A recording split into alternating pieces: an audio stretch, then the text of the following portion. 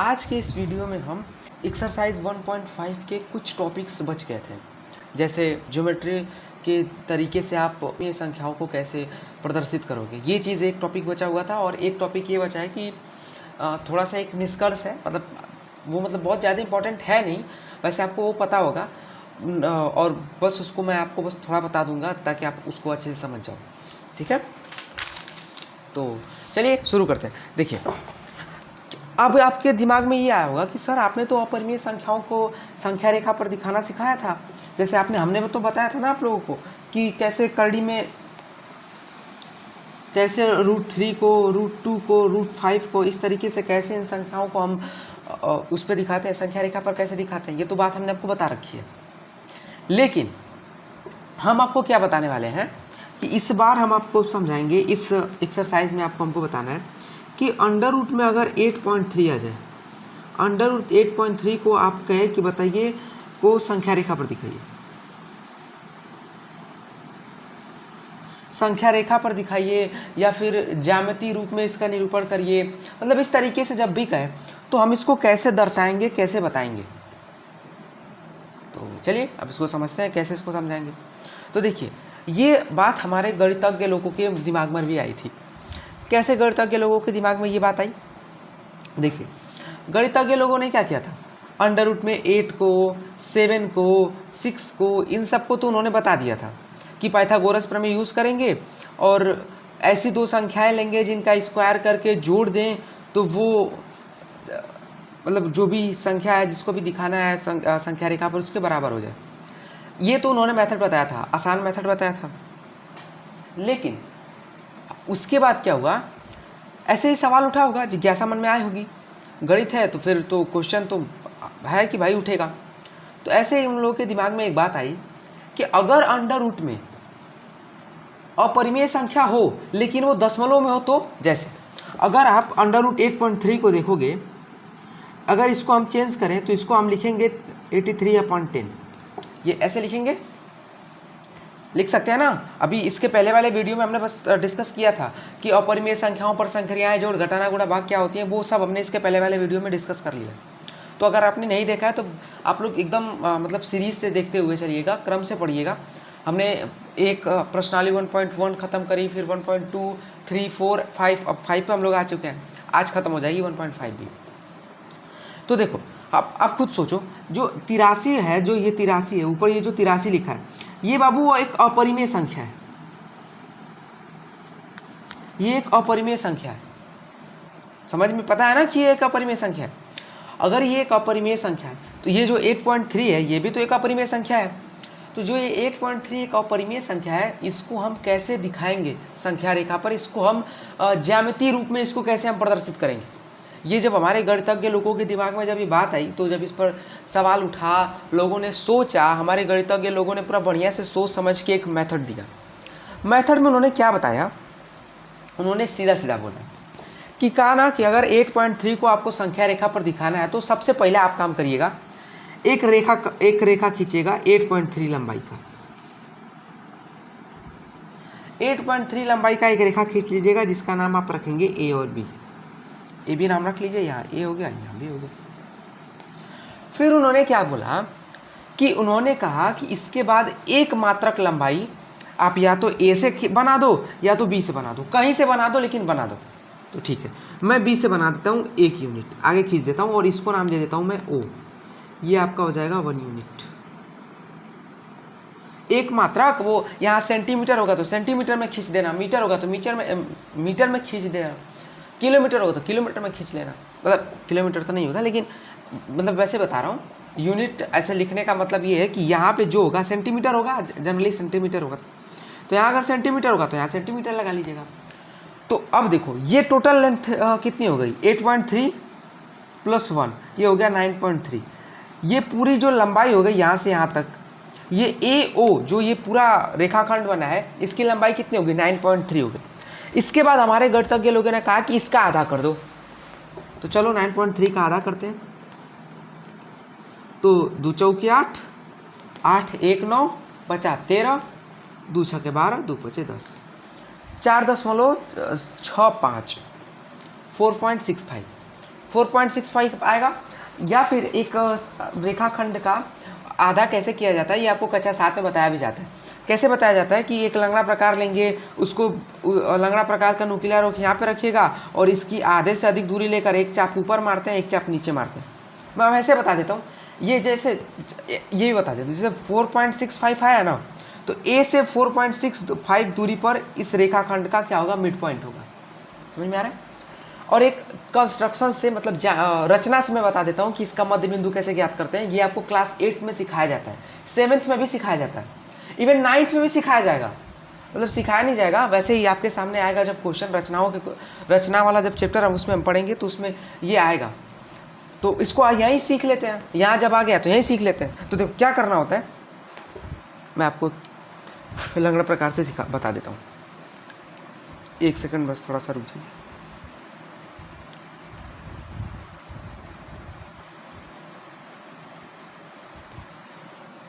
जैसे देखिए ये आपका लंगड़ा प्रकार हुआ, इसे मैंने पेंसिल वैसे लगा लिया। अब जैसे मान लीजिए ए ओ का हमको आधा करना है ना, तो हम ए ओ के पॉइंट ए पर लंगड़ा प्रकार का नुकीला नोक रखेंगे और इसकी आधे से अधिक दूरी लेकर एक चाप ऊपर मार दीजिए, एक चाप नीचे मार दीजिए, ऐसे। फिर यही सेम काम यहाँ से ओ से भी, इसकी आधे से अधिक दूरी लेकर एक चाप ऊपर मार देना, एक चाप नीचे मार देना, और इसको आप मिला दीजिए। क्या करेंगे हम लोग, इसको मिला देंगे। देखिए इसको हम मिला देते हैं,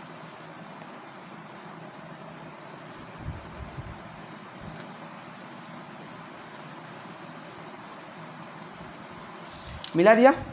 अब देखो ये जो हमारा पॉइंट आया है ना, ये वाला जो हमारा पॉइंट है, यही हमारा मिड पॉइंट होगा। आप इसको नाप के देख सकते हो, ये 4 पॉइंट कुछ के आसपास आएगा।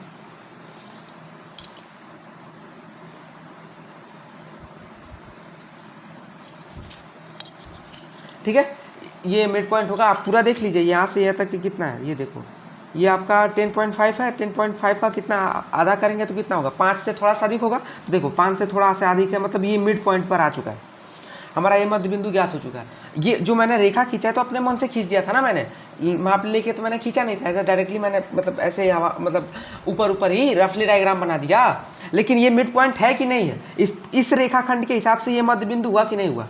मैंने वैसे कह दिया है कि जो 8.3 है ये इतनी लंबाई है, हालांकि ये है नहीं, ये एक्चुअली ये है नहीं, ये तो मैंने बस ऐसे रेफरेंस में मतलब एक रफली डायग्राम बनाने के लिए बता दिया। और ये कंस्ट्रक्शन तो मैंने एक्स्ट्रा के रूप में आपको समझाया, ठीक है, तो ज़्यादा उसका लोड मत लीजिएगा। अब क्या करना है, इसके बाद हमारे गणितज्ञ लोगों ने कहा कि इतना काम कर लिया, मध्य बिंदु ज्ञात हो गया, अब मध्य बिंदु का आप एक नाम रख दीजिएगा, यम। मध्य बिंदु का नाम हमने यम रख दिया। उसके बाद हमारे गणितज्ञ लोगों ने बोला कि आप यम को केंद्र मानिएगा और एयम ये जो त्रिज्या लीजिएगा और इसी से एक अर्धवृत्त की रचना करना है।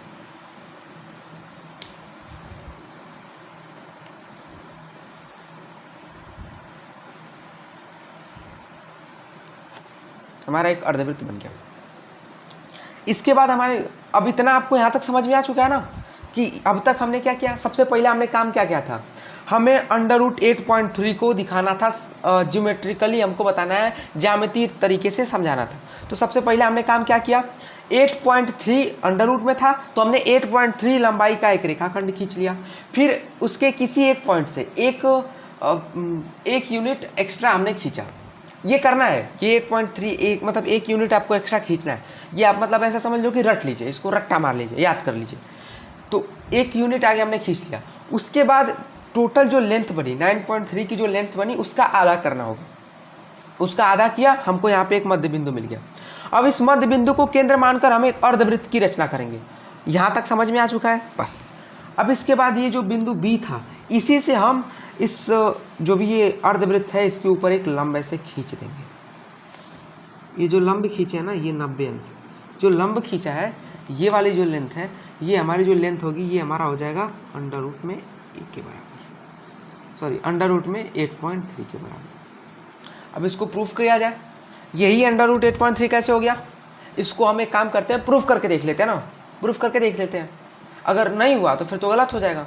आ जाओ इसको प्रूफ करते हैं। जैसे मैं 8.3 के स्थान पर मैं यक्स ले लेता हूँ कि मान लेता हूँ अंडर रूट यक्स को ज्यामितीय रूप से दिखाइए।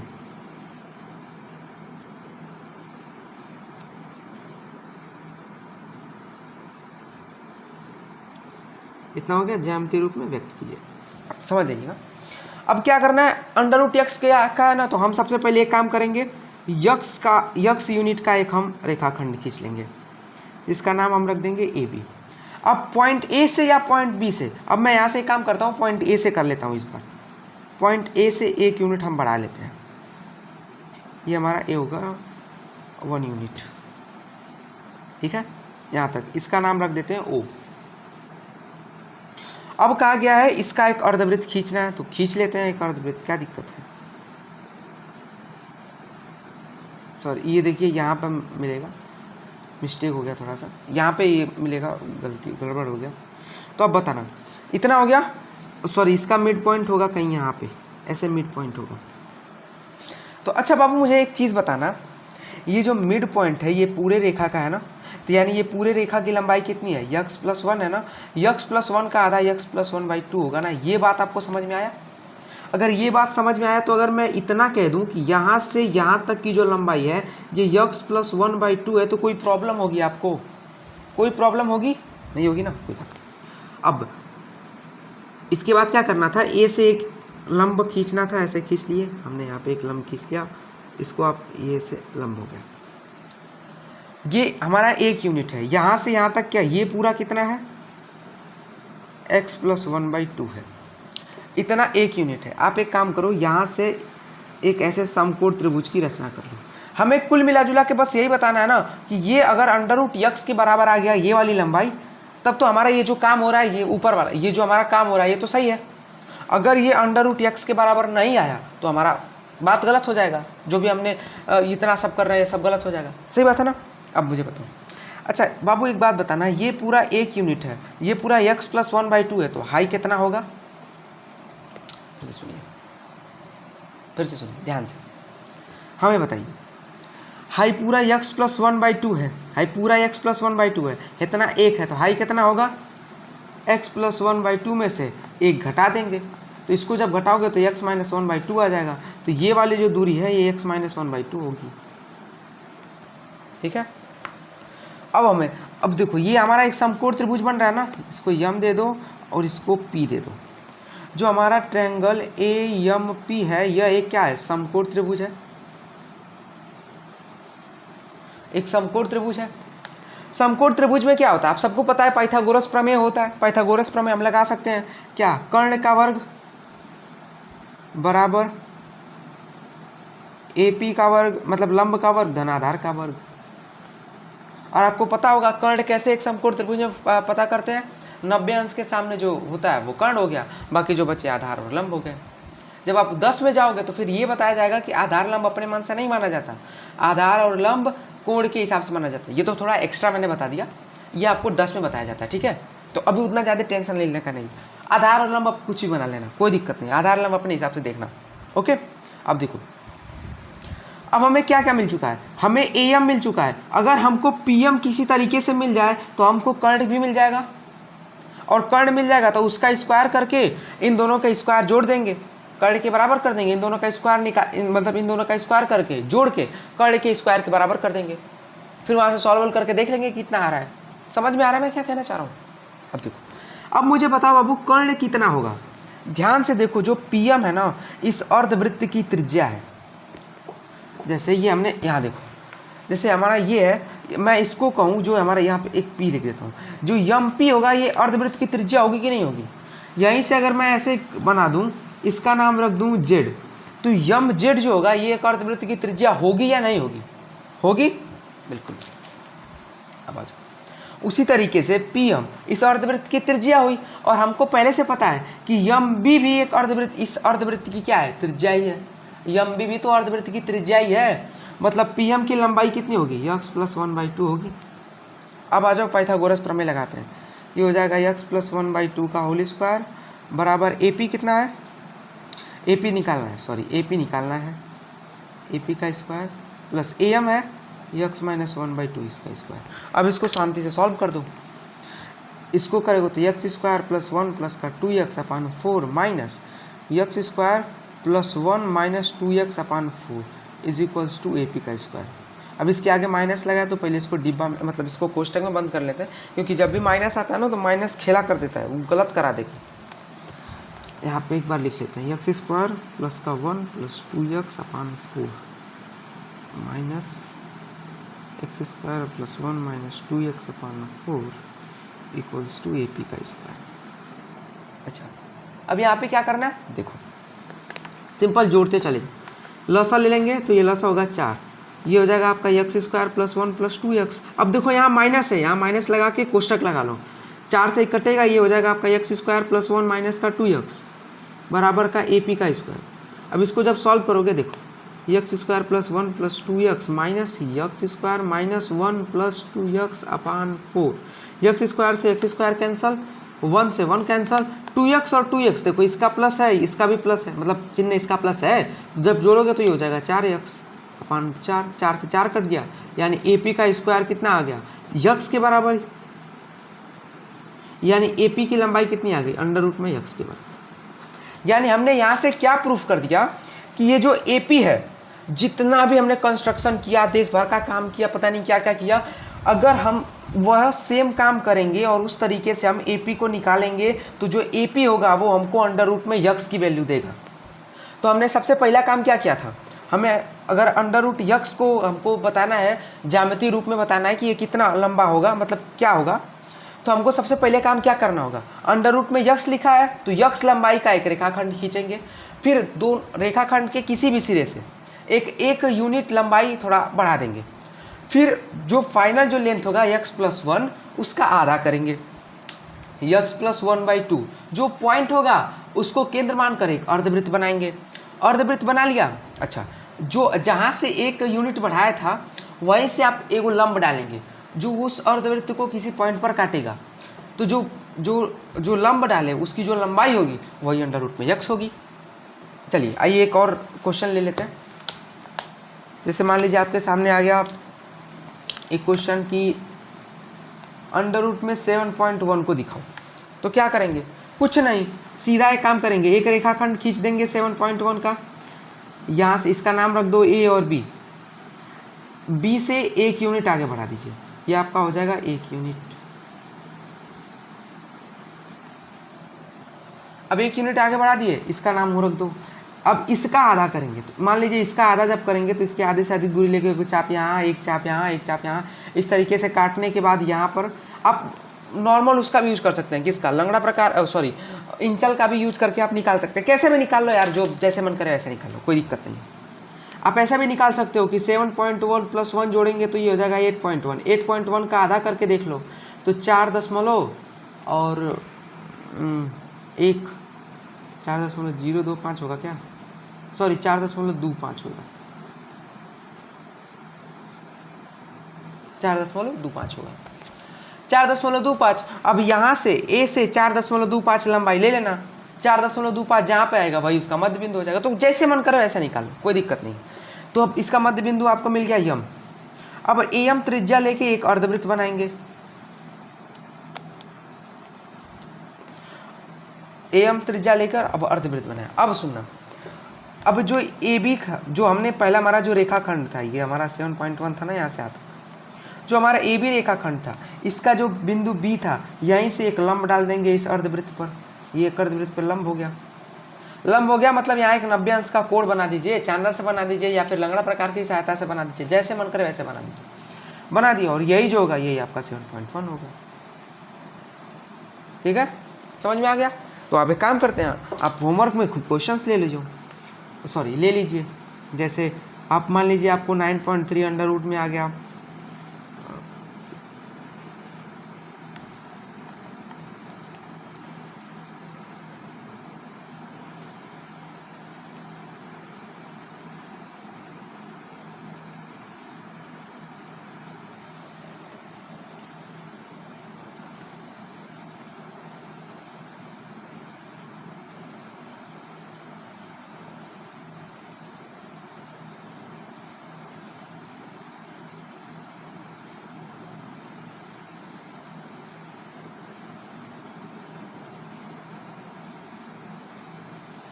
ठीक है। ये जो क्वेश्चंस हैं आप इनको क्या करेंगे, होमवर्क में सॉल्व करेंगे। इनको आप होमवर्क में सॉल्व करेंगे, ठीक है। अच्छा, एक पॉइंट आपको मुझे एक्स्ट्रा बताना था, थोड़ा सा कल के वीडियो का थोड़ा कंक्लूजन बताना था। हालांकि वो एनसीईआरटी में लिख रखा है, इसलिए मुझे बताना पड़ रहा है, ठीक है। देखिए क्या बताना है, जैसे एक परिमेय संख्या और एक अपरिमेय संख्या, इसके साथ हम जो भी करेंगे, जैसे अगर हम जोड़े, जैसे 2 में करड़ी 3 जोड़ेंगे, बताओ इसका मान कितना होगा? इतना ही रहेगा। अगर ये करड़ी 3 है, ये एक अपरिमेय संख्या है, इसमें हम एक परिमेय संख्या जोड़ेंगे तो मान क्या आएगा? हमेशा एक अपरिमेय आएगा। यहाँ आपको दिख ही रहा है, एक परिमेय में अपरिमेय जोड़ें, अगर एक अपरिमेय में एक अपरिमेय घटाएंगे तब भी एक अपरिमेय बनेगा। गुणा करें तो भी क्या होगा? एक अपरिमेय रहेगा। मैं बता देता हूँ गुणा में कैसे होगा। और अगर भाग करें तो ये भी एक अपरिमेय होगा। कैसे? जैसे मान लीजिए हमने 2 गुणे करड़ी 3 लिखा है, ये हो जाएगा 2 करड़ी 3।